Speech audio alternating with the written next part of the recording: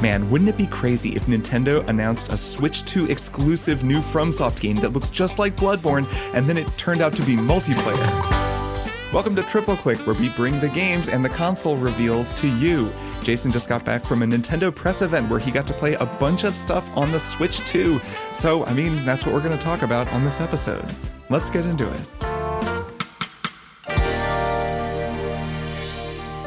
I'm Kirk Hamilton. I'm Maddy Myers. And I'm Jason Schreier, and I just played the Switch 2. And I didn't. I wish I had. In case people are wondering, in case you out there are a midnight listener, you wake up in the middle of the night, Eastern time, or maybe your time zone allows you to listen as soon as we air, and you're wondering, why is this episode 9 hours late? It's because we had to wait to hit the embargo, because I just played the Switch 2. We're going to talk about that. We're going to talk about the Direct. There's lots to talk about. But Kirk, first, some preamble. Yes, some preamble. We are listener supported. You all know that. And a lot of you signed up to support us during Max Fun Drive. And we really just wanted to say thank you so much. Yay, thanks. Yeah, to everybody who signed up. And if you weren't able to sign up, but you still want to get that lowercase g gamer pin, there is a pin sale going on. There will be an ad for that, I think, during the break. So you can learn more about that then. But really, yeah, just thanks everybody who signed up. We really, we can only make this show because you all support us. And it's really cool every year that all these people sign up to support us to continue making this show. So yeah, that's really the main thing. The other thing to mention is that every month we do a bonus episode for our supporters. And we mentioned this on last week's stream, but to put it on the show, this month we are going to do a Beans cast on Severance Season 2, which will be very exciting because Severance Season 2 is pretty crazy. Mm-hmm. A lot of stuff happened. A lot. So there will be a full spoiler cast of that going up in April for supporters. And of course, there is a ton of old bonus content as well in the feed that you can listen to. So yeah, thanks everyone for being a member. Thanks for supporting us. Let's talk about the Switch 2. Jason, take us away. Yeah, man. Okay, so big week. Nintendo had a Direct where they announced that the Switch 2 is coming June 5th for $450 US. Pricey. Pricey a console. big ticket item. Can we just say that right out the gate? We can They say sure that. did give it a big hefty price tag, now didn't they? Hefty. And it's really $500 because that's the bundle with Mario Kart, and that's what everyone is probably going to want to get. You could just buy the console with no games. I suppose you could just upgrade Tears of the Kingdom if you never played it and just play that.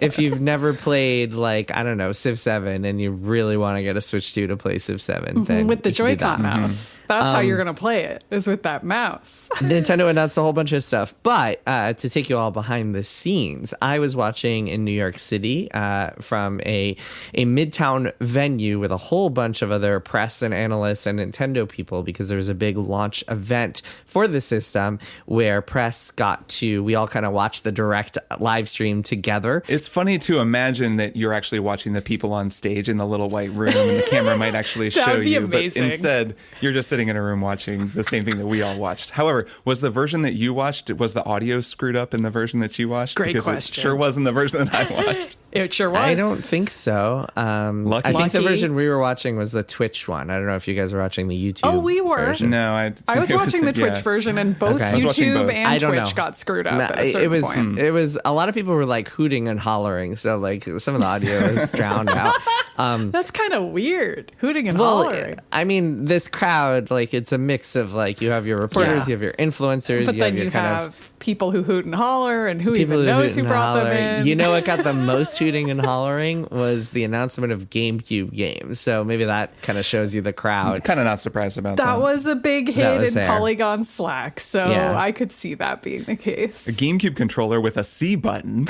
Also, we got some hooting and hollering for the From Software game because nobody knew that it was going to later be revealed to be a multiplayer game. But we'll get into that.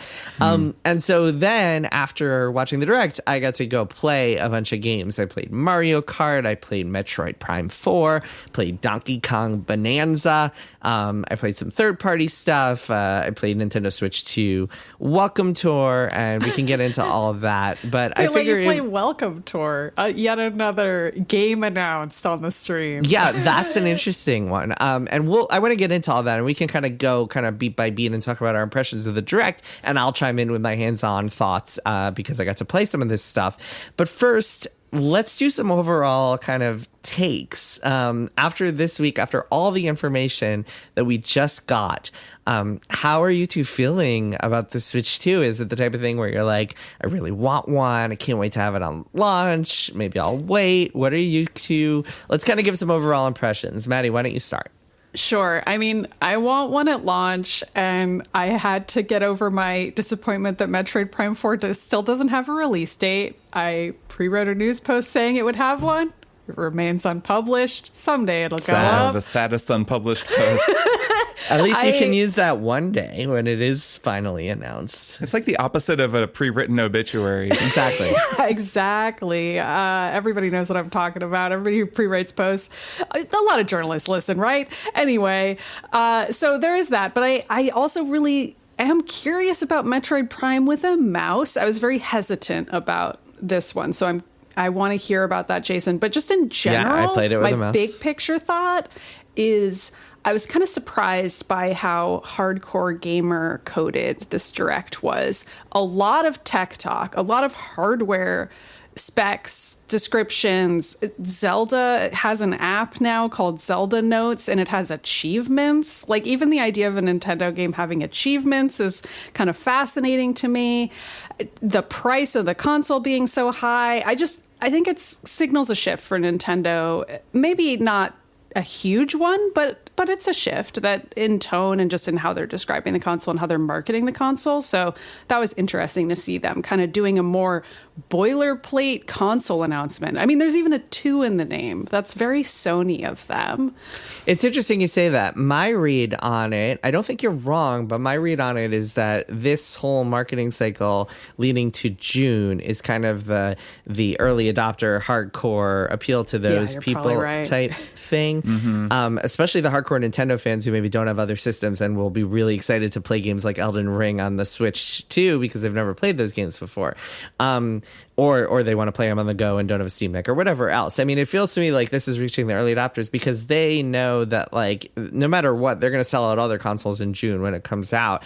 What they want is to reach the broader audiences by the holiday season, because that's when more people will be buying consoles for the kind of their kids, getting Mario Kart, getting whatever's available for the holiday season. So that's when we'll start to see more of the kind of like, I don't know, like the type of marketing that we saw with the C button section of the Direct, where it was just like actors like talking about how they're very natural ways of playing games together. Just a really long, chill trailer of people just having fun little conversations while playing Mario Kart. It was like the most slow, chill part of the Direct. The other component here is, of course, that Mario Kart is a launch game, which is like the ultimate system seller. There's no game in the world that can sell consoles better than Mario Kart. Kirk, what were your kind of takeaways from all this? I agree that this event, like this Direct, doesn't necessarily indicate a new strategy for Nintendo. It just felt like they kind of chose the way that they wanted this to come off, and they were trying to convince all the people who are going to get really excited about getting a $500 Switch with Mario Kart that they can then buy a bunch of upgraded versions of Zelda games for. Like it is definitely appealing to people like us. Mm-hmm. As for buying one, I mean, I'll buy one, but I think we all will, or we'll try to get Nintendo to send them to us because we're going to talk about them on the show. So I don't think that my decision there really stands for much. But I do agree about the holidays and the difference between this June launch and what this system is going to look like at the holidays. I always think of my sister's family and their kids as the kind of prototypical Switch family where their only game console is a Switch. Like I said earlier, they didn't actually know about the Switch 2. I think they'll probably hear about it now. But again, even then, I think it really won't fully get through to them until the holidays, because that's when it's going to be, there's a bunch more stuff announced. There's maybe by then they've announced a few more of the kind of family games, like they love Animal Crossing. So maybe there will be something there, or just a couple more of those types of games announced, and it'll become a much more enticing purchase for them than it would be buying it at release date, when it's also going to be a total pain to get, and there's probably not going to be enough of them, and so on and so forth. But I mean, I thought it was a really fun Direct. It had been a while since I'd watched that kind of event just live with everybody, and I had a great time. I didn't even mind getting excited and then sort of feeling a little faked out about that FromSoft game. God, we'll talk about that in a couple of minutes. My initial impressions were, I was kind of like, man, there's a lot of stuff on here that I've already played before, because there was so much focus on third-party publishers. I was laughing. I was thinking about Blue Sky posting something, but didn't. But I was laughing because there were headlines a few days ago that were like, nobody has a Nintendo Switch 2 dev kit. Like, all these developers. Did you guys see those headlines? Yes, it was like I a rumor did. that was floating around. And I saw those, and I didn't. I was like playing Blueprint, so I didn't like say anything. But it was. I had not heard that. I had heard something else entirely. That a lot of people had dev kits, and it was smaller studios that don't have them. But like, I had heard that like Ubisoft had all these plans to release all sorts of, like, Star Wars. I think it's just the first of games they'll release on the Switch 2. And EA and Take-Two. And so then seeing all these companies come out and be like, bam, bam, bam, EA, Take-Two, like, they're all here. CD Projekt Red is releasing Cyberpunk.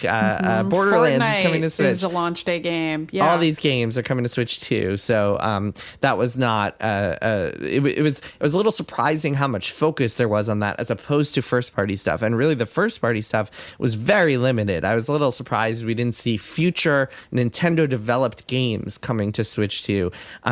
Really, all we've seen is all they released is so they have Mario Kart on launch day, Metroid coming later this year, Donkey Kong coming in July.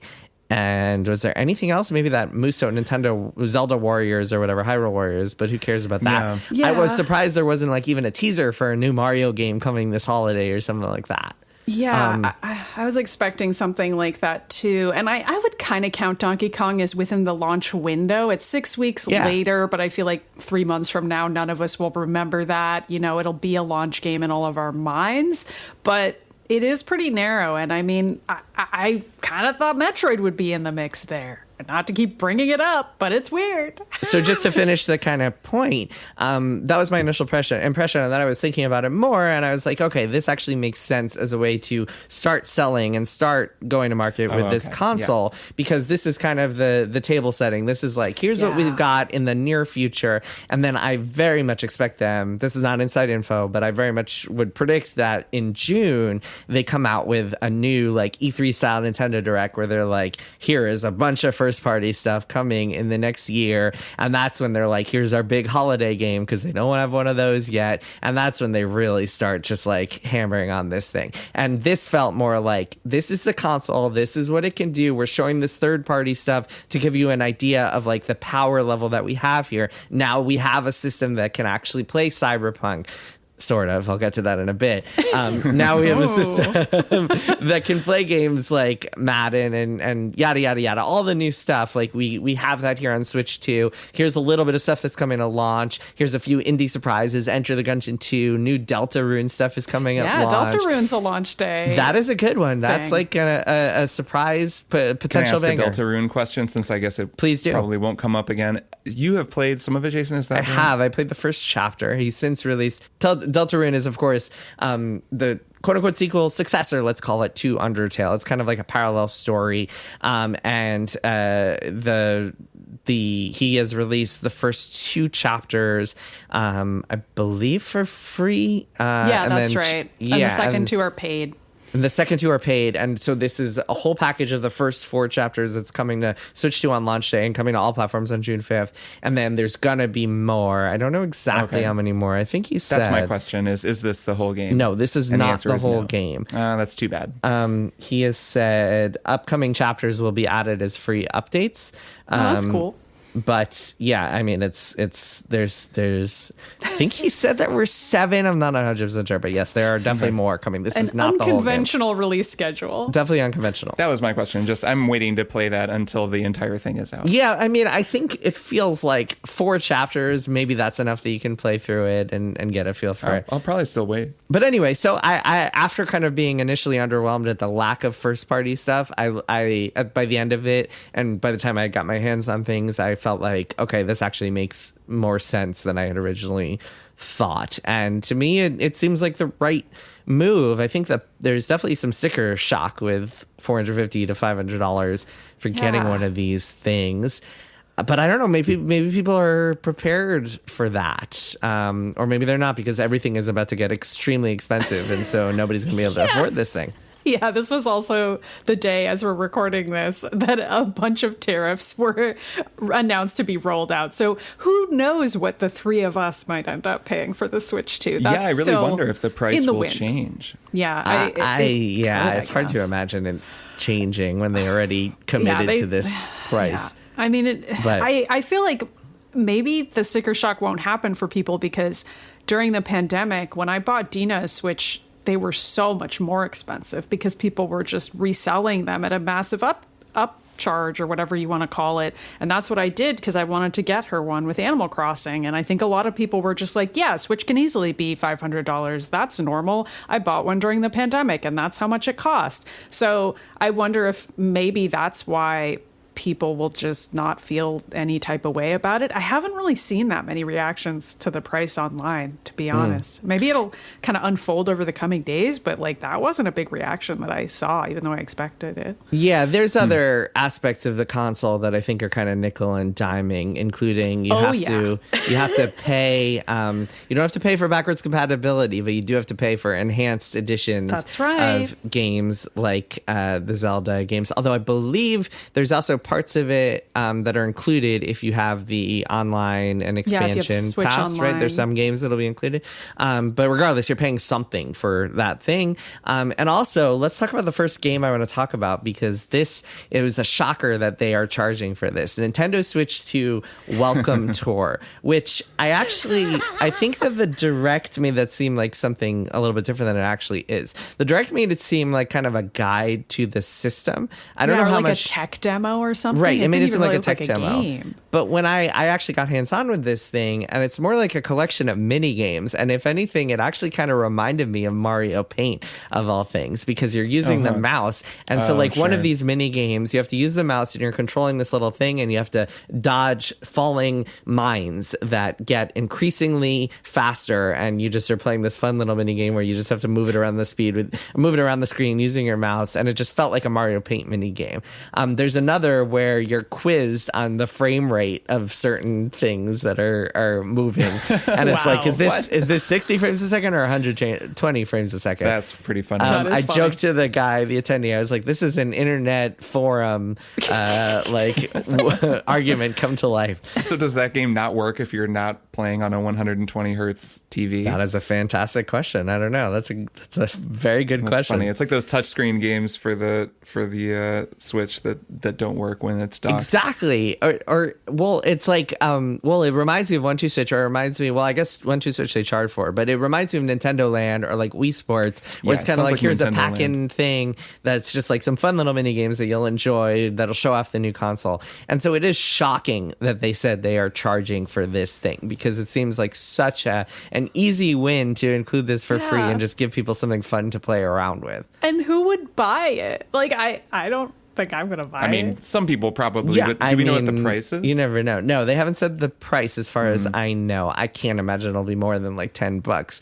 But it would be a very fun pack-in, kind of like Astro's Playroom. It seems like it's got this kind of, you're a character and you're walking across this like model of the Switch 2, and you can go from the left Joy-Con area to the screen area where you ice skate around the screen to the right Joy-Con area, and within this are mini games, and you earn badges by like doing well in the mini games, and you could use those badges to unlock other mini games and other stuff. And it seems like a great tech demo, and hopefully they change their minds, because it is truly bonkers that they would charge for this. Yeah, that's something we didn't really talk about when we talked about console launch lineups, but can we take this stand as a show that all consoles should come with some fun piece of software installed on the console, so that if you get that one, is a good take. You open it and then there's just something fun you can do. Yes, that is a strong take. Yeah, there should be a cute pack-in game. Something. Consoles should have that. Can I say something?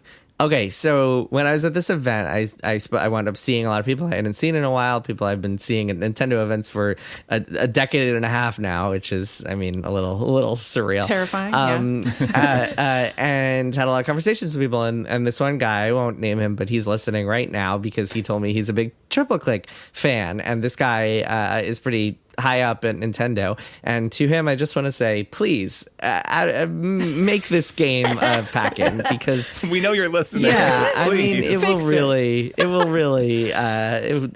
will make this console a better offering. And the PR win of being able to say, we listen to your feedback and we're just going to tie this into the console is such a victory. Anyway, here's the system seller, Mario Kart World. We got to talk about this. That was kind of the thing I played the most. I played a couple different modes of it. It looks phenomenal. This is a game that is going to sell a bazillion copies. So for some context here, Mario Kart 8, I don't know how many people know this, but if you count Mario Kart 8 and Deluxe, so the Wii U version and the Switch version, it is the 5th best-selling game of all time. Yeah. More than 75 million copies. What are the top 4? Just because I'm curious. I think I could guess, but tell us. So the top 4 on Wikipedia are Minecraft is number 1, GTA 5 is number 2, Wii Sports is number 3, and Ark Survival Evolved is number 4. I saw that and I was like, there's no way that's true. I think it's counting copies installed, so downloads and subscriptions and stuff. So I'm not sure if that's a real number, but regardless, interesting. Mario Kart 8, let's just say it sold more than 75 million copies, because we know that Mario Kart 8 is almost as good as Ark Survival Evolved. That's the takeaway. Almost as good. The most popular game that we all talk about all the time. Mario Kart World is going to sell maybe not quite as much as that, but is going to be bonkers. It is a lot of fun. It is really cool. There are 3 modes. So there's or at least 3 modes that I saw. The main mode, which is just your racing. I raced against a colleague from Game Informer and beat him. Just want to brag a little bit. Yep. I played as the cow. Because there's a cow in this game. Yeah, you can play as the It's a beloved Mario character. And when you win, you get a crown, and so you have this a cow. I had a cow on a bicycle with a crown. I got a great photo that I showed you guys. And the second mode is called Knockout Tour, and it is so frantic and fun because it essentially is Battle Royale with Mario Kart. And so you start with 24 people, and then there are 5 checkpoints. First checkpoint, bottom 4 get eliminated. Next checkpoint, bottom 4 get eliminated. Next checkpoint, bottom 4 get eliminated. Oh, wow. So this is taking place on one course? One big course. Within the game? Yeah. And I don't know how Mario Kart 8 works exactly, but with this game, it seems from when I played, the laps aren't full circles around the entire course. It's just one humongous course, and the checkpoints sort of depends. There are Mount Wario is the through composed kind of deal, but then some of them a lot of them are just a circuit course. Some of them lap. Okay, or that laps, makes sense. And you have multiple go rounds of essentially a circle or a figure 8 or something. Got it. The Mario Karts I've spent the most time with are entirely laps, but yeah, this one has some of those. But anyway, so this mode we were playing, so it's so frantic because it'll be stay in the top 16 to get past this, and you see the milestone ahead of you, and you just are frantically trying to get in number 16. I came in second out of 24. I was very sad to not make it into first. That's a great idea for a game mode for Mario Kart. I'm kind of shocked they've never done that before. It is perfect. It is going to be so much fun. I can imagine exactly how fun it is. And obviously, if you're just playing with your family, 4 people or something, everybody else is CPU. So it's just the 4 of you trying to stay ahead. Incredibly fun. And then the third mode, and this is the weirdest one. I only got to play this, and it's kind of the lobby while waiting for my knockout tour match to fill up. But this is the free roam mode where it's Forza Horizon style, you were just driving around a massive open world in Mario Kart land. I didn't get a sense, I don't know if they're going to be goals or objectives or modes or quests in that mode. I guess we'll see, because I didn't get to play with it much, but very curious about that. But even just the piece gameplay, I mean, obviously it's Mario Kart, so it hasn't changed very much. But and it feels good. amazing. You drift. Looks You got items. phenomenal. All running at least 60 frames a second. I can't really tell if it's 60 or 120, but looks phenomenal. Running incredibly smoothly. The animations are amazing. All these flourishes that the characters have. I was just so impressed by that. It feels like it is a system seller. It is going to help move a bajillion of these Switch 2s, because people will see this game and be like, holy crap, I have to have the new Mario Kart. And I'm not even a huge Mario Kart guy, but playing this game made me think, oh man, I want to play this with my kids. I am very excited for this game. And so I imagine a lot of people will just buy the bundle and be like, okay, this is all I'm going to be playing for the next month with my family and friends and stuff. And especially combined with the new kind of chat features that they talked about, it feels like it'll be a really good like online play thing. The three of us could stream it using the new game chat C button thing. Yeah, we could press the C button, which you have to pay to use, it seems like. You got to have a Not Nintendo for the first Switch year. Online account. Not until That's after right. March of 2026. They're going to lure you in with a free C button that will eventually be a paid button. Yeah. But this is the standard, right? I mean, you have to pay to play online. Yeah, I mean, that's PlayStation it's just and funny other that there's consoles. a button. I don't know. But to be fair, yeah, I mean, to Kirk's point, like, would Totally. you really want to use this if you're not, like, you only would use this if you're playing online anyway, so it kind of makes sense that it's part of that package. Yeah, and when they were showing how it worked, they used Mario Kart as the example that everyone's playing, just to like show off how fun it is to play with friends. And it was very pandemic coded, this whole section of the direct where they're like, you don't even have to leave your house to have a great time with all of your friends. And I was like, yeah, I know when y'all developed this part, and it makes total sense. Really brought me back to that time period. Man, Looked fun, yeah. You know, another feature that they announced around this time was the fact that you can now do what I think you used to be able to do on the DS, which is play a game and beam it over to somebody Yeah. who's sitting there with you with a Switch too. Yes. I thought that was pretty cool that they're adding that. I mean, kind of re-adding that functionality or adding it to the Switch. That'll be pretty fun for multiplayer. It is very cool. Yeah. Should we talk about Metroid? Yeah, let's get to it. Maddy, have you just been waiting eagerly to talk about Metroid? I've just been waiting for you to tell me if it's any good. And like, how does the mouse feel?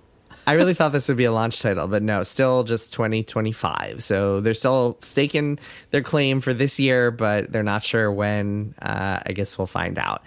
So yeah, I played this game. There's a demo of this game. I was actually a little surprised. Like, I didn't know there was going to be a demo of this game until I saw the demo itself and was like, holy crap, there's a Metroid demo here. Because the way it was set up at this venue was that they kind of funneled you. There were a lot of people there, so they split us up into groups and funneled you through this kind of sequence of events. Anyone who goes to the Nintendo experience is going to have a same sort of experience, because this was what will be available to the public in a couple days. And so the first funnel was like a Mario Kart room, then another Mario Kart room to check out more games, and then they open you up to a big show floor that seems like it's only going to be third-party games when you get in. First thing I saw was like Hades 2 over here, and I'm like, looks cool, but this is just Hades 2. I played it before, looks exactly the same. Then I saw Metroid in the corner and was like, holy crap, Metroid is here. So yeah, I played Metroid. The mouse takes some adjusting. So the way that it works is you have your left controller, you hold it in your hand. Your right controller, you flip it around and you put it on the table and move it around like a mouse.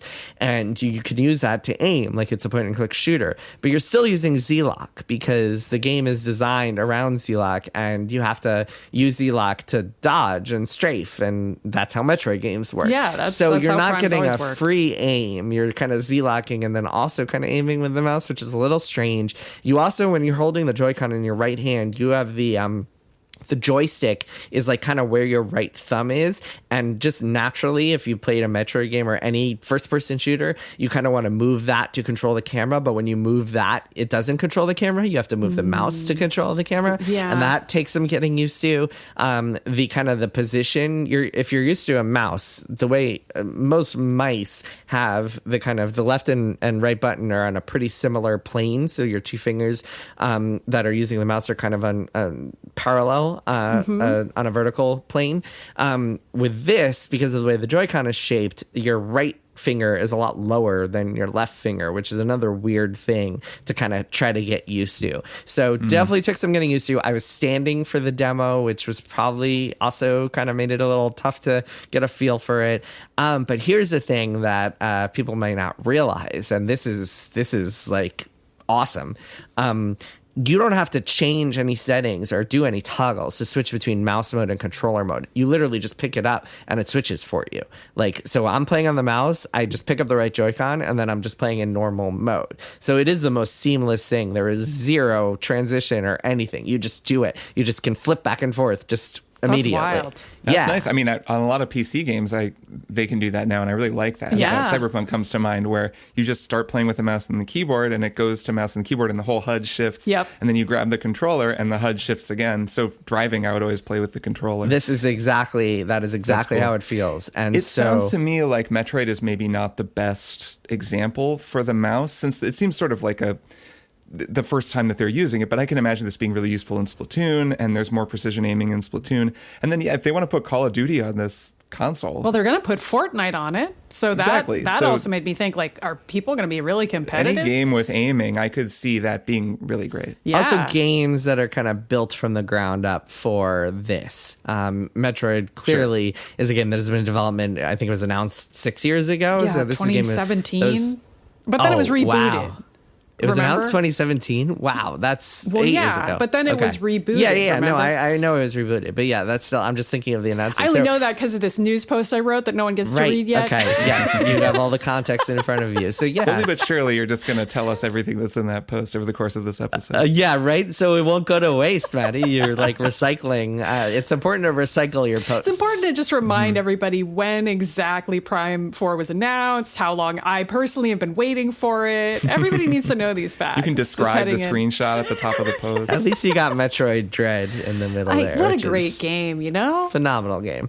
Anyway, the game, all we saw of the game, the demo itself, is just the kind of like intro level. So there's not really much to say about it. You're not trying any new Samus powers or anything. It just feels like Metroid. Yeah, you don't get to try the psychic suit or whatever. Nothing like it's just like the first boss. You're just shooting. Cool boss. You have to use your power. Like you have to. He shoots out. There are a lot of different mechanics that he has. He like will shoot out 2 different types of like damage waves, and one you have to use your Morph ball to get under it, and the other you have to double jump to get over it. So like pretty cool. Classic Metroid stuff. Classic Metroid stuff. Yeah, it felt like Metroid Prime 4, which it felt like exactly what I would expect. There was nothing new about it.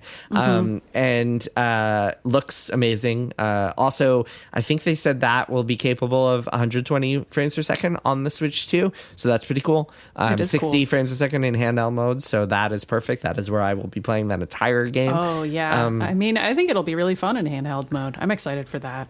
Yeah, it was good stuff. I also played Donkey Kong Bonanza. Yeah, how was that?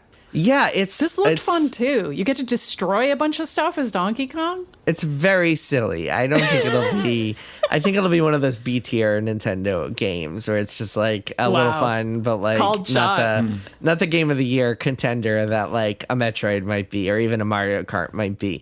It's very silly, or even like a Mario Odyssey that I think people would have expected to be what was announced today. It's like a 3D Mario. I'm still kind of holding out hope that there's one of those coming later this year. But I will say this game, it actually kind of reminded me in structure of Mario Odyssey, because the way it works is you play as Donkey Kong. It's very slapstick. There's a lot of funny moments of him just like making silly faces and going after bananas. And I'm not sure what the plot is. It's a Nintendo game, but like the concept is that you can dig and break things, and there's a lot of just like dirt to like shovel up and find gold under and find hidden bananas. And there's these kind of semi-open world spaces, sort of like Odyssey, where you have to find big bananas, sort of like you had to find moons in Odyssey. And when you find a big banana, you get a little pop-up that is like the name of this type of banana that you found, the same way the Power Moons worked, where it'll be like under the fossil or whatever. And so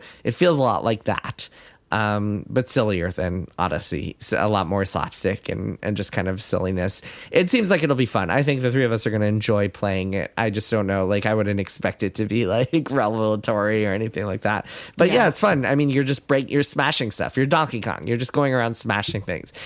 There's no precise platforming. I mean, like, one of the big mechanics in the demo area is that you see a big brick that is purple, and you use Donkey Kong. You use one of the triggers to grab a chunk of this rock, and then you can use it to throw at other things to like make them explode or dismantle them or whatever. So sure, smashing things. How did the Switch 2 feel in your hands? Like, was it noticeably different? Did it kind of feel the same? So the demos, there were a few different ways to play the demos. One was the whole thing in handheld mode. Another was the Switch Pro controller, and another was the two Joy-Cons, like on that docking thing controller. The two Joy-Cons on the docking thing and the Switch Pro controller just both felt identical to Switch 1. Switch Pro 2 Pro controller has under buttons, which I'm sure Kirk is excited about. I thought that was I'm very cool. excited to see it. Love it. As far as I could tell, there isn't. I mean, Donkey Kong didn't seem to have button remapping. I played the Zelda like Switch 2 enhanced versions. Those did not have button remapping, so I'm not sure what you can even do with the under buttons. That's funny. I remember them announcing button remapping for the classic games, like the GameCube games that they were releasing, which was funny because I've always wanted to play Wind Waker and be able to invert the thumbstick, but now I've trained myself to play without an inverted thumbstick, so I actually don't need that anymore, and they finally added it. Anyways, they did mention remapping for those games, but there was no mention of it anywhere else. Funny, by the way, that they announced Wind Waker, but not Wind Waker HD. It's just like, here's the GameCube version. Enjoy and no it. Twilight Princess. I know they still. made a HD version of it. Yeah. When they said it'll be higher resolution or something. Yeah, they're forgetting that they made an HD version already. They did. I do think with the under buttons, they did say that you can decide what buttons you want them to be. Like they mentioned that in the direct. So clearly that'll be possible. Okay, that makes sense. So it's like system level button remapping with that. Okay, that makes sense. Like kind of how it works with the DualSense Edge, where maybe you have some presets or something that you can switch between. That makes sense. Something on that level. By the way, trippy to play Zelda, both Breath of the Wild and Tears of the Kingdom at like 60 plus frames per second. Kind of as excited about that as anything else. I have so much Tears of the Kingdom left to play, and I'm going to play the hell out of it. It's kind of a good excuse to replay those games or like get back into those games. Play Master Mode from Breath of the Wild. Oh man, oh god, that'll be fun. I played some third party stuff. So Cyberpunk, man, I was talking to the CD Projekt Red people. They seem pretty stoked that they even got the game running on Switch 2. But so there's a performance mode and a graphics mode. Graphics mode is 30 frames a second. Performance mode, I believe, is 40 frames a second. They told me. I was going to ask about that. Can we hang on 40 frames per second for a minute? Sure. I was curious if this console is capable of that, since that's something that the Steam Deck has established as a kind of new norm that now the PS5 can do as well on like variable refresh rate TVs. And I was wondering if the screen on the Switch 2 would be variable refresh rate and if some games would be able to do 40 frames per second, which would be super cool. Anyways, I don't know if you know for sure or anything, but it's neat that they at least mentioned that as an option. I don't know the answer to that because I was playing it on a TV screen, not in the handheld. Okay. So I don't know if the screen itself is going to be capable of that.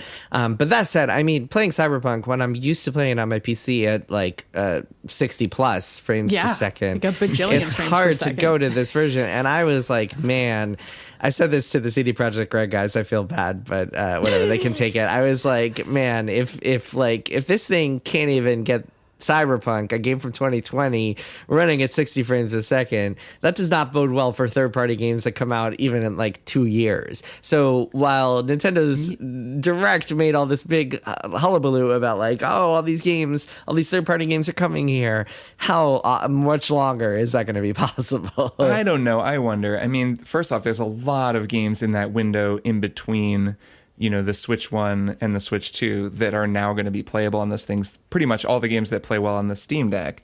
And also, handheld is a pretty big difference. I mean, you know, running at a 1080p, if it can run at 40 hertz, it might look fine on a smaller screen. I've played Cyberpunk on the Steam Deck. I would certainly not overplaying it on my PC with all the ray tracing and an OLED screen and everything. But playing it on Steam Deck, you know, I guess I was playing it before OLED. I now have an OLED Steam Deck. But anyways, playing it on Steam Deck, it's fine. Like it's portable, and that's pretty cool. And I don't know, I could see it being okay on the Switch 2. And I don't think that necessarily means that the Switch 2 is going to be super limited when it comes to third-party games. It's always necessarily limited because it has to have handheld mode and docked mode. I mean, we've talked about this. Like, they've kind of locked themselves into an inherent limitation by nature of the design that everyone loves, including me. I love the fact that you can just pick it up and play it in handheld mode, but that means that it can only run games that can do that. And I think there probably is a longer term time limit on that, but also maybe there isn't because everybody likes playing games in handheld modes so much that maybe developers just have to accept that that's something people like. And this was a thing with the Switch as well, where there would be third-party games that were kind of pushing it, and that you really only wanted to play in handheld mode. Like, I don't know, maybe some people liked playing The Witcher 3 on a huge TV, blown up, looking terrible, running at whatever the Switch could manage. But that game really, it looked fine in the handheld mode, and that was kind of why you would want to play it on a Switch at all. That'll probably still be the case here, so I don't know if it'll hurt them that much. I said to Radek, who is CD Projekt's PR guy, who I've known for many, many years, I said to him, hey man, no offense, but I'm going to be playing Witcher 4 on my PC, not on the Switch. I'm sure he was really offended by that. Yeah, he was even though really, you said really, no offense. really upset about that. What else? I played some Civ 7, which is a hard game to demo. A little play bit with the mouse crusty. for that, too? I played with the mouse, yeah. Weird. And again, I can't wait to try this mouse. It takes some getting used to. I think like it's gonna take some time before I get adjusted to that thing. The main thing is the left and right buttons not being on the same plane. Like that really takes some getting used to. Just your hand being in a different orientation and that kind of inherently feeling not quite right. It doesn't feel like you're holding a mouse. It feels like you're holding something abnormal and something unfamiliar. And so that takes some adjusting to, which maybe in a couple months when we've had this thing and used it for a while, maybe we'll feel like, oh, this is second nature to us to use this as a mouse. But I got the sense, I don't know, a very early take. I got the sense that I will be using it a lot more in traditional mode for something like Metroid than I will be for, especially with the Z-Lock thing for Metroid. But yeah, I mean, we'll see with other games how it works. And there's a lot of time for developers to get used to it. There's a lot of time for us to get accustomed to it. Could be that by the time Borderlands 4 comes out, we're all like, holy crap, this is amazing to play with also the a Switch shooter. mouse. Yeah. Mm-hmm. Yeah, I'm excited about it conceptually just because when you think about controllers and what they're really good at, the mouse is really good at being a right thumbstick and the left thumbstick is really good at being a left thumbstick. And the limitation always runs into when you try to either make the WASD keys be the left thumbstick or make the thumbstick be the mouse. I did it. I got them all right. Because the thumbstick, if you're controlling the camera with the thumbstick, you're pushing up against the edge of the rim and then just letting the camera move, right? It has to just keep going when you hit the edge. Where when you move the mouse, you're moving one-to-one and it's so much more precise. Where when you're using WASD, if you play PC games, you always run into that weird thing where you have to like map caps lock to walk and then you're turning caps lock on and off because you just run all the time because there's only there's an up and a down. There's no analog controls the way there are with a stick. And they make these PC left-hand things where you can have WASD instead be a stick, but then you're also using the mouse, and it's kind of elaborate, and I haven't ever used one. They're probably very expensive. It is very cool to see one of the main console manufacturers starting to play with the idea that actually a mouse could be really great if you could also use the thumbstick with the left hand. So anyways, I just am kind of excited about that just as a controller nerd. It is, yeah. I mean, yes, it is a cool concept. You're right. And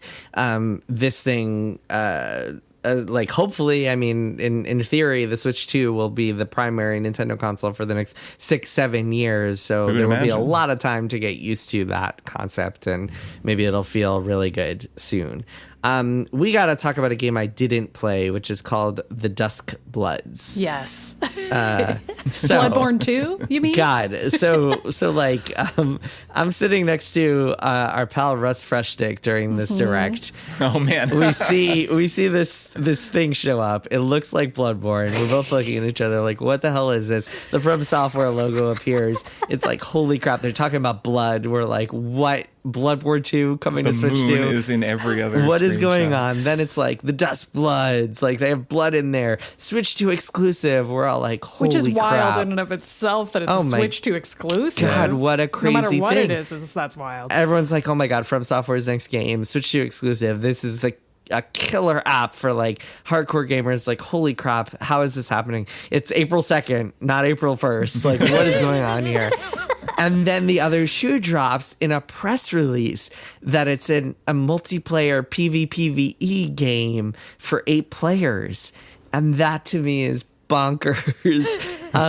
Not only the fact that they like teased it in that way made it seem like it was something else. Like it's very hard to tell from that trailer that it feels like a multiplayer game. I mean, No, watching you it, I was disagree? like, I'm kind of getting multiplayer vibes from this Okay, because fair they show enough. a lot of characters that look like player characters in From games with like very different energies. There's Rocket Pack guy, there's cool lady with the dress, there's Okay. vampire dude. Like it did feel a little like, Yeah. oh, is this going to be kind of a multiplayer thing? I assume they were bosses, but okay. But no, which is a fair assumption. Also, like it wasn't clear. But also, or the anything. context here is that From Software has a multiplayer game, Elden Ring, Night Ring, coming out in the a couple works. months. Is this all they're doing now? They're just going to do multiplayer right. games So now? it's like, that's what's really crazy. It seems to me like they're trying to get like one ongoing multiplayer game going so they can just kind of have that generating money, because certainly they're working on another Elden Ring or whatever, like another crowd pleaser, and they're maybe taking a couple of shots at multiplayer. But I certainly agree that when I'm watching it, I was losing my mind in our Discord thinking, oh my god, it's basically Bloodborne 2, and it took the wind out of my sails a little bit to hear it was multiplayer, even though it may well be a fabulous multiplayer game. Yeah, I mean, it just felt like such a bait and switch. It's especially weird because Night Rain isn't out yet. Like if Yeah. Night Rain had come out and was really good, then I would know how to feel about this. Yep. But as it is, I'm just not really sure. Yeah. I'm in the same boat. I also wasn't as much of a Bloodborne person per se, so I wasn't like immediately heartbroken. But I was It's okay, like, nobody's perfect. all right, we're just doing multiplayer again, huh? I guess y'all are real fascinated by multiplayer right now. It's just interesting to see the team get way into that. Can you imagine like an From Software dialogue that is like, where are we dropping boys, but like in Elden Ring dialect? I can't imagine that because I mean, that is that's gonna apparently be what the Night Rain game. is. We drop in the blood.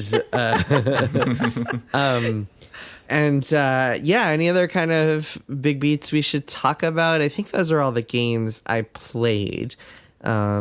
I don't think I played anything else at the Switch 2 event. I saw that one game, that one weird game where you're like, what was it called? Dragon Race or something? Dragx Race? Yeah, DragX Drive. Dragx Drive. There were demos for that, but I didn't get a chance to play it. There was the sort of murder ball, like Yeah. wheelchair basketball Yeah, that's game. what we're talking That's what about. I just. It's called that's what I DragX just Drive. mentioned. Oh, I Yeah. didn't know the name. Yep.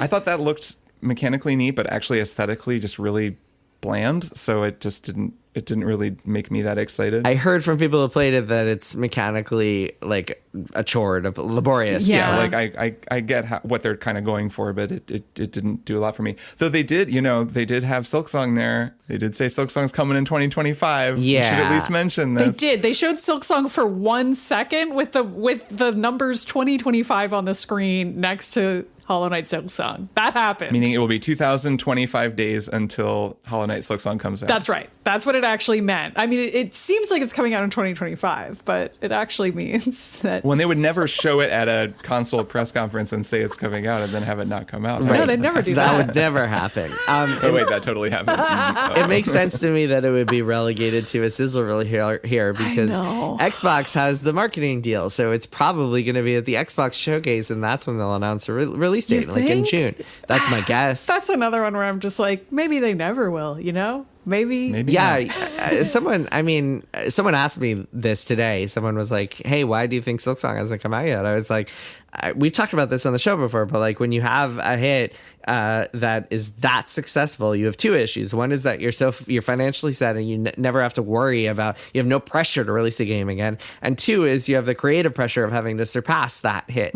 So this is what happened to George R. R. Martin. This has happened to so many people. You never finish your thing because you have those two competing, like lack of Yeah. financial pressure, so there's And no also that incentive to do it, perfectionism. and perfectionism that is like, hey, you have to surpass the last thing. So but that said, I think signs are pointing to that game like actually getting released. Yeah, I'm this just messing year. around. I think they are I going to thought you were release going to it. say, I think signs are pointing to that game being probably pretty good. I mean, it's no Blueprints.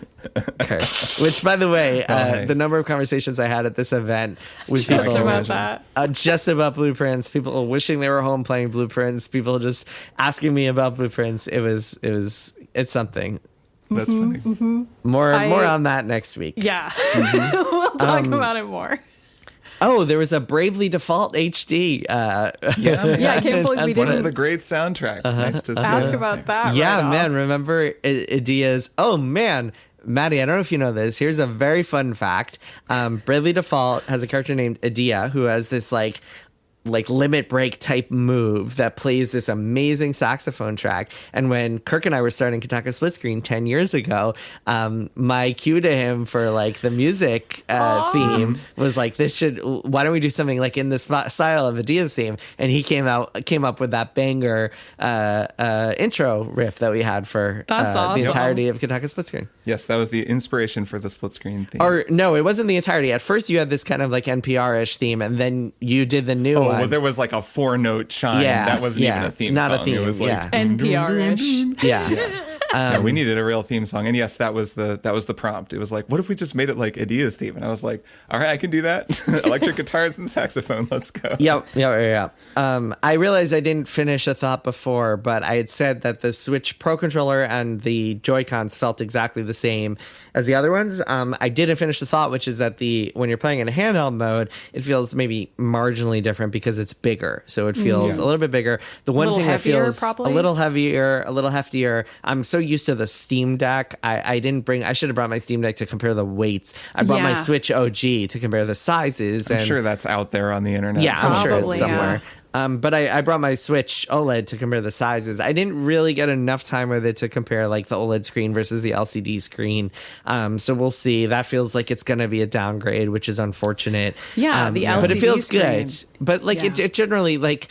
Other than the size, if a normal person picked up the Switch 2, they would just not be able to tell any difference between that and the Switch. It is functionally identical. The biggest difference is probably the way the Joy-Cons attach. And so instead of little buttons on the back, you have these triggers that are a lot heftier, a lot sturdier. You have to really press them in to detach. And then you have the magnet attachments rather than the rails, which I think is an improvement. Seems like a win.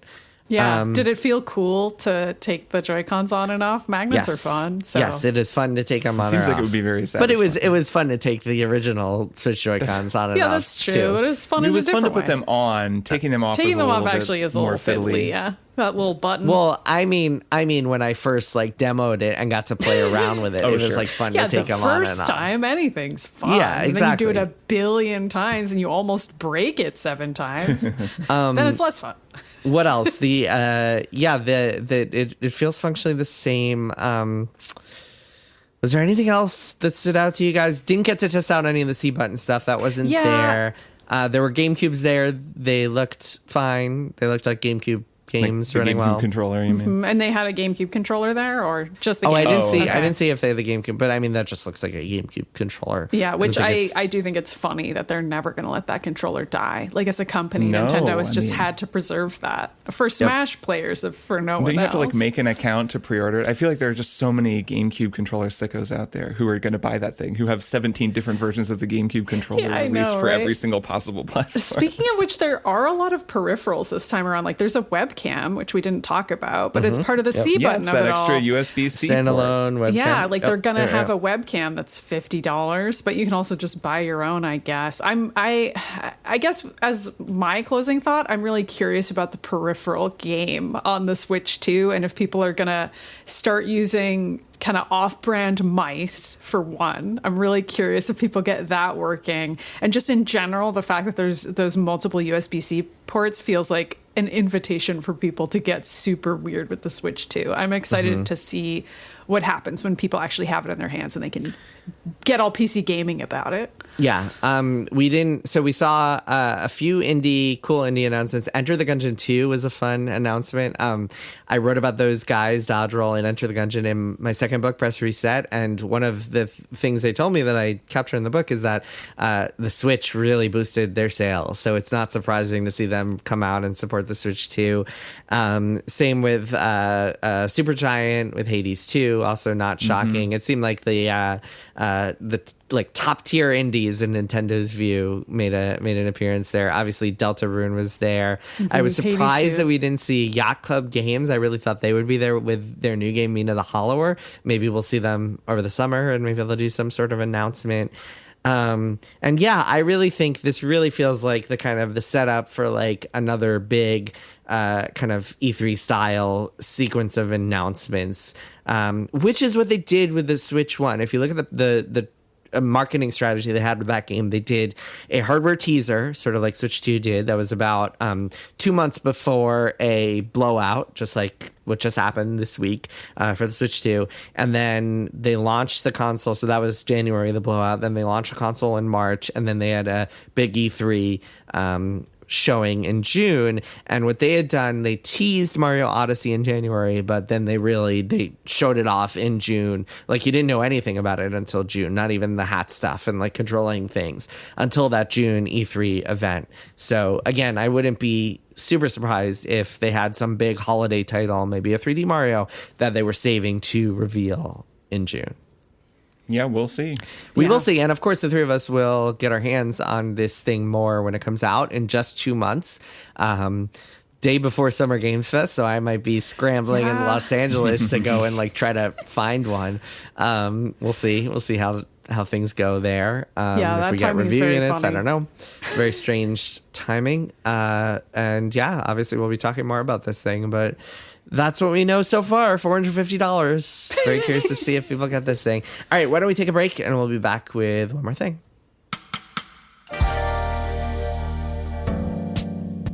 A special thank you to the Max Fun members who joined, boosted, or upgraded their membership during this year's Max Fun Drive. And as a thank you to everyone who supports Max Fun, we're excited to announce that this year's pin sale is now open. This year's proceeds will go to Transgender Law Center to support their continuing work and advocating self-determination for all people. Everyone at $10 per month or more can purchase Max Fun Drive pins featuring shows from across the network. And all levels are able to buy our 2025 exclusive pin featuring our Rad Pal Nutsy the Squirrel. For more info, head to MaximumFun.org/pin sale. And as always, thank you so much for your ongoing support. Since 2017, Maximum Film has had the same slogan. The podcast that's not just a bunch of straight white guys. Ooh, we've learned something over the years. Some people out there really do not like that slogan. Listen, we love straight white guys. Well, some of them. But if there's one thing we can't change, it's who we are.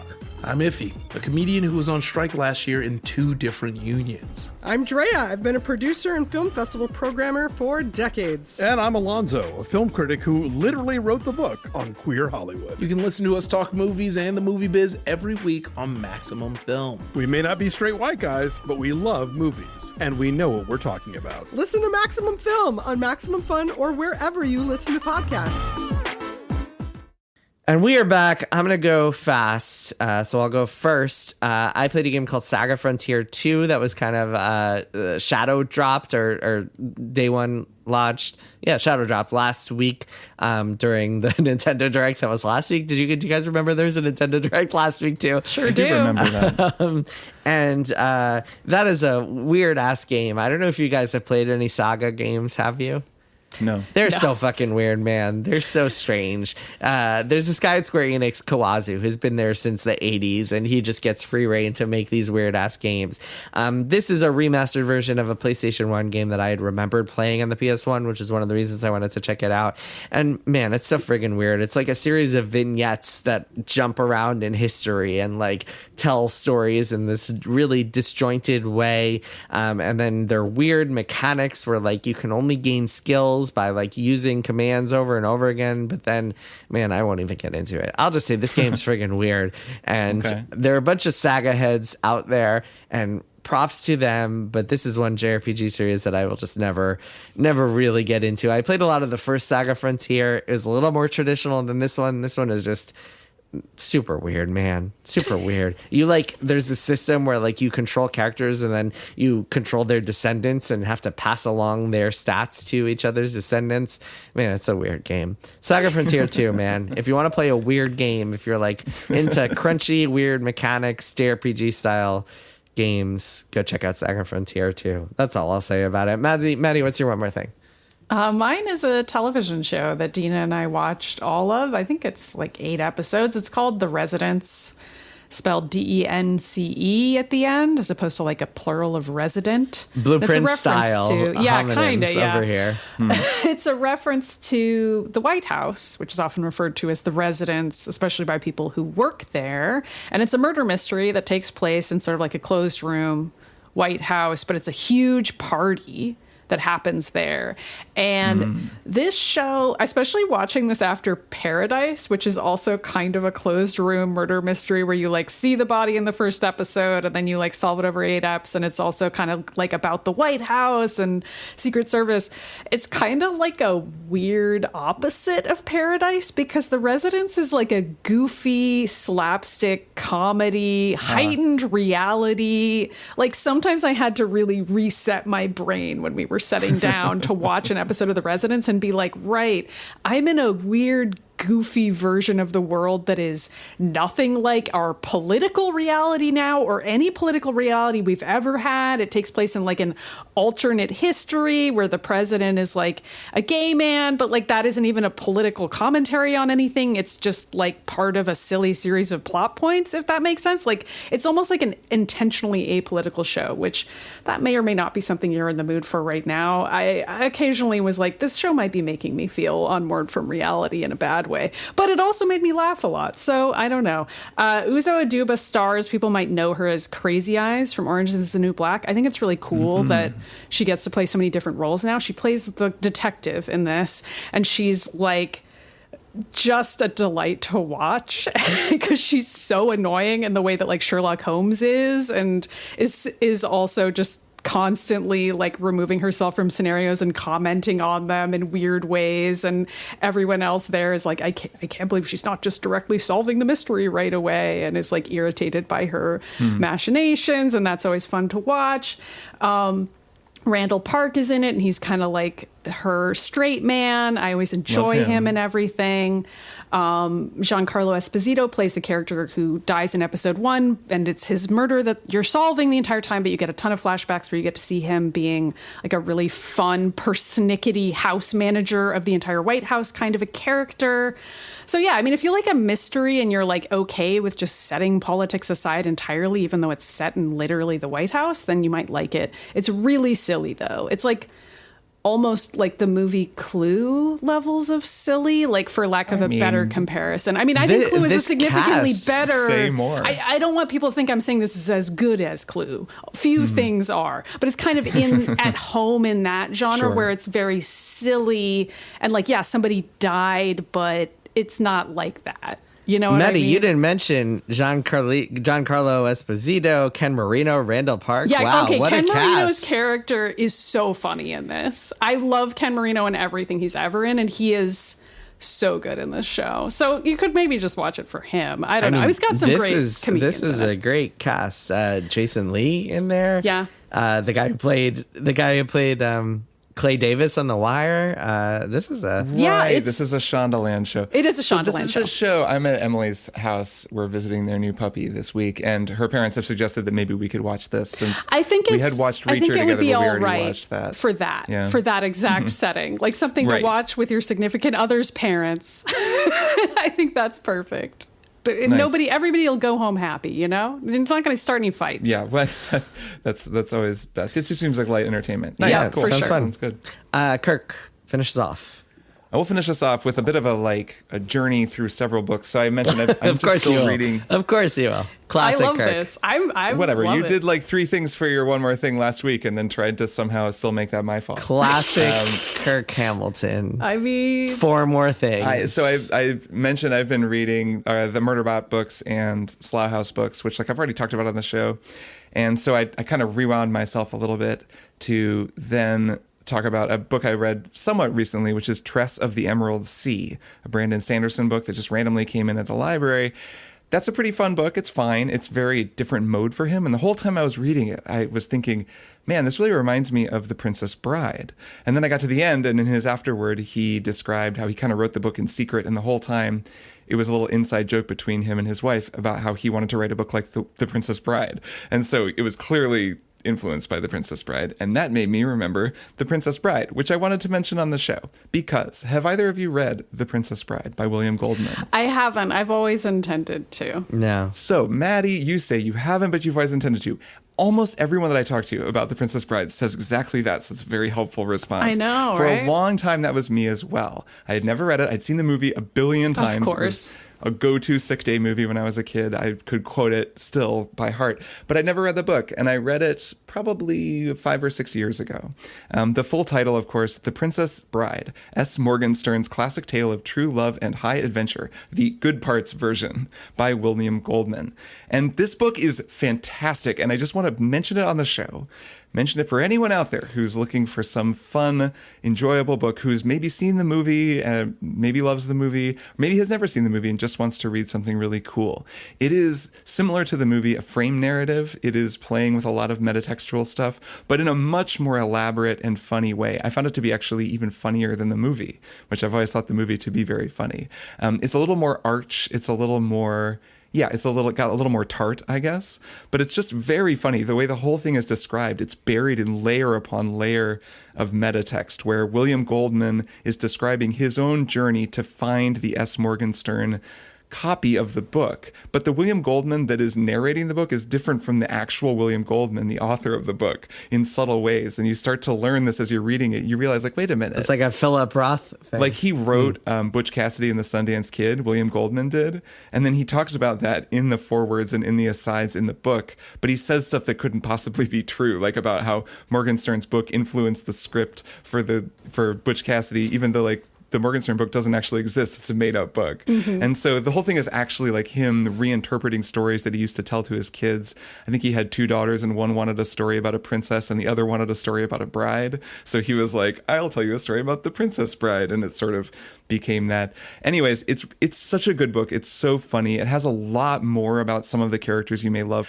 Inigo Montoya in particular gets a much more expanded backstory. You kind of learn the whole story of his father and his town, the crafting of the sword, of course, and like this epic sort of legend that becomes such an important part of his story and is in the movie, but you don't quite get as much of a sense for it. So I hope the two of you will read it because it's really, really great. I want to reread it, and reading Tress of the Emerald Sea, as fun as it was, made me remember like the true brilliance of The Princess Bride. So that's my one more thing. I hope I will inspire some people out there to finally stop thinking I should really read that and go and just get it from the library and read it, because it is a fantastic book. Yeah, it really sounds like my thing. Good I like rec. a meta so good. book. I enjoy that kind of thing a lot. It's like just great. You would asides both and love it. fake stuff about a book that doesn't exist. That's all my thing. Sounds very fun. Okay, cool. That is that for this week's episode.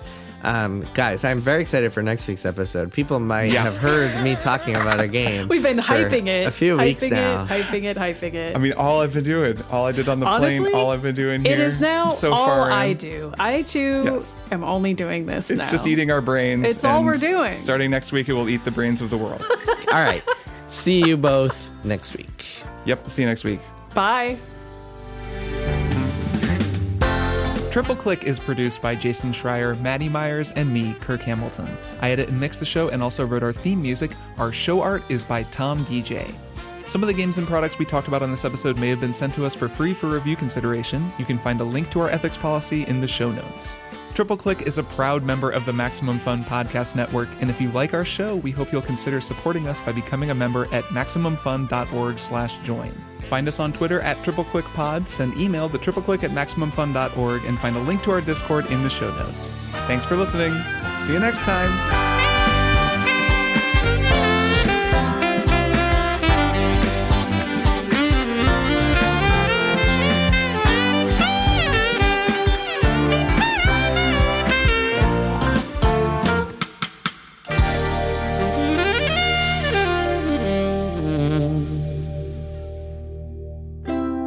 Maximum Fun, a worker-owned network of artist-owned shows. Supported directly by you.